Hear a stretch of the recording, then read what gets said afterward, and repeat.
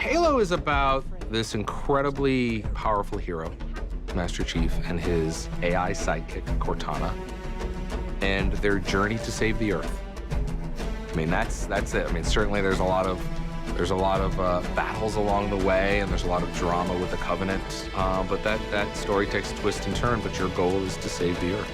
Everything you're about to see is being rendered in real time on a Macintosh using OpenGL. Halo is the name of this game, and we're going to see for the first time Halo.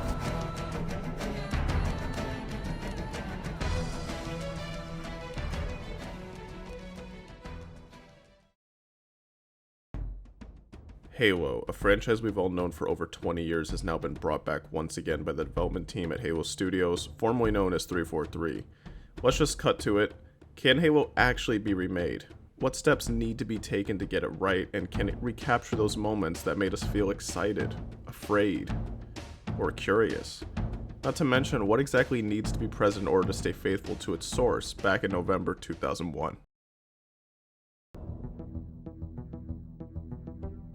As we know from Brian and other Halo Studios crew in the Roundtable reveal, they discuss respecting the original, trying not to stray away from the original story, but instead adding more to the original experience. Capturing the essence of the original, knowing that you need to evolve to kind of move the experience forward. Yeah, from design, we don't take that lightly at all. Whenever we make a change, the number one thing was to be true to the original game. This is good, however, there needs to be much more in order to really hit that reboot they're aiming for. Graphics are visually pleasing since it's on Unreal Engine 5, but lighting does, however, need to be tweaked in specific levels and areas, because otherwise it's just going to look like basic lighting in Unreal Engine. Specific levels like the reveal of the Flood, or darker aspects of the story, need to be perfected as much as possible, and really capture that eeriness that the original brought to the table back in the old times. Level design is key to many things. It's what sets up the player to encounter things, the choices they can make before, after, and during each encounter, and give them room for exploration during, even if it is mostly linear. And of course, having been known to have missions that reuse maps, remaking this type of game requires extreme caution because there's several areas that remain, or should remain, unchanged, and have that same flow as the original. Halo Studios did state about trying to keep the same mission flow, but there is still concern. There's already noticeable changes that are leaving a lot of the community torn of not knowing whether they love it or they hate it. Some people don't even know how to feel about this remake and about these changes, and I don't blame them. When you're trying to sell a legendary game like Halo Combat Evolved all over again, years later, that's a very risky move because now you're editing and reworking what started it all and messing with one of the most beloved Xbox titles of all time. Now don't get me wrong, I'm not trying to sound like every typical Halo fan who is just never satisfied and is nitpicking the modern stuff. But realistically, things in the past should stay in the past. The track record of Halo has been messed up for a long time now, ever since Halo 4. The current developers still have yet to fully understand everything we want, and they seem like they are finally getting closer though with this remake, despite what I've been saying. It does at least seem like they're almost there in terms of nailing that classic Halo art style.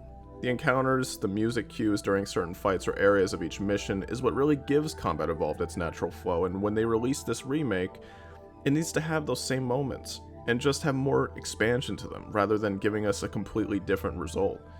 Environmental storytelling is also so crucial to a good campaign. Not everything needs to be explained to us. Leaving that mystery and leaving us with questions and wanting to know more is what sparks intrigue and interest in the story. If they decided to change the backwards levels towards the second half of the game, that would be okay as long as it keeps the same objectives that Chief follows, like taking down generators to stall the Monitor's plans, or having to go to the Truth and Reconciliation to rescue Captain Keyes from the Flood. Having linear mission design, like the original, with more expansion and room for exploration is the ideal choice. It gives the player more freedom to see more of what the environment has to offer, could even expand on topics from the books, or things the games didn't even originally cover. There is so much room for good source material that could be used here.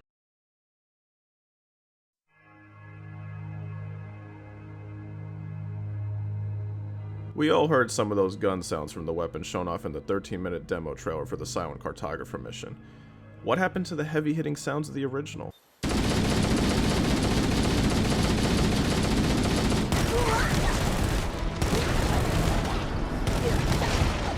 Sound design is just as important as level design. If you want to sell the original story as a remake, changing those iconic sounds of the weapons is a very big problem. They can either reuse the original sounds or take the original sounds and add to it in some way. The current sounds of the weapons do not sound like Halo or feel like Halo. It sounds very generic, and it just feels like Call of Duty.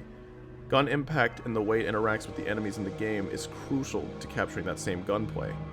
When you hear the AR, you don't just shoot it and hear casual bullets hit an elite or grunt.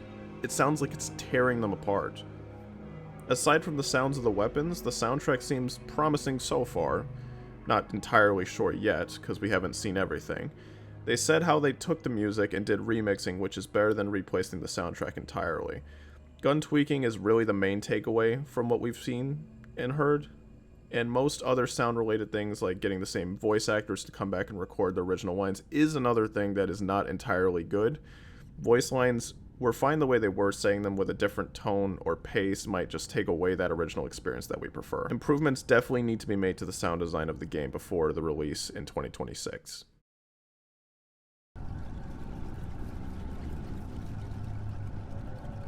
Back in the early 2000s, when the original Halo was played by many, myself included, there were plenty of glitches and silly things you could do in the game. Ramming a Warthog into the corridor on Silent Cartographer, one-tapping your friend with the Warthog, driving endlessly in the water with no barrier stopping you. Halo Studios shouldn't take these aspects away. Sometimes those goofy mechanics need to be left in to make it feel like the game we all love. Take a look at Elder Scrolls Oblivion.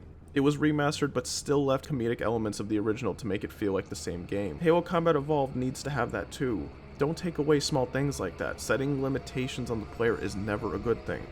No map barriers, no kill zones, let us just mess around like we used to. Even things like explosive chain reactions could remain the same. The chaotic nature of the gameplay is what also gave CE its own identity, separate from the other Halos that came after. Each Halo had different craziness. CE had more hard-hitting weapons and vehicles that could kill you easily if handled carelessly. Halo 2 was more refined gameplay-wise, but had more punishing things like the infamous Jackal snipers, Berserk brutes, or just certain parts of the levels that felt unfair at times, on harder difficulties mostly. Halo 3 had probably the least amount of crazy elements gameplay-wise. Those are just some examples, but the point is that this remake really needs to not take those things away from us, but yet they most likely will.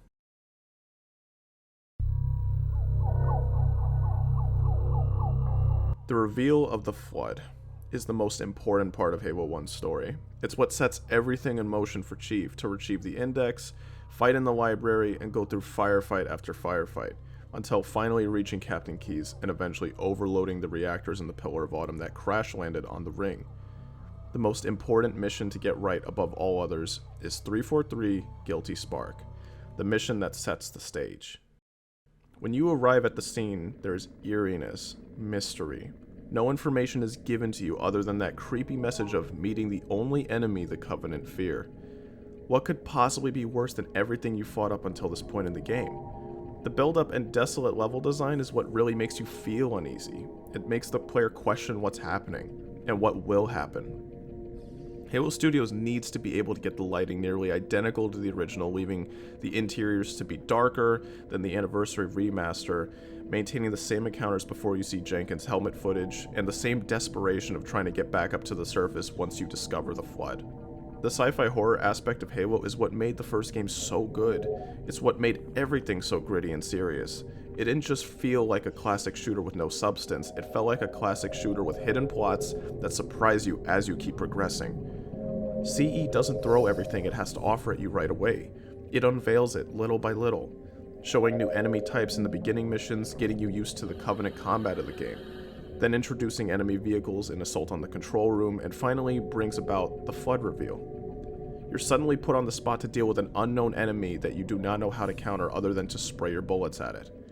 The rest of the game just gives you everything in one to really test everything you've gotten used to up until this point. Depending on how well Halo Studios handles this second half of the game is really what will determine its success or downfall.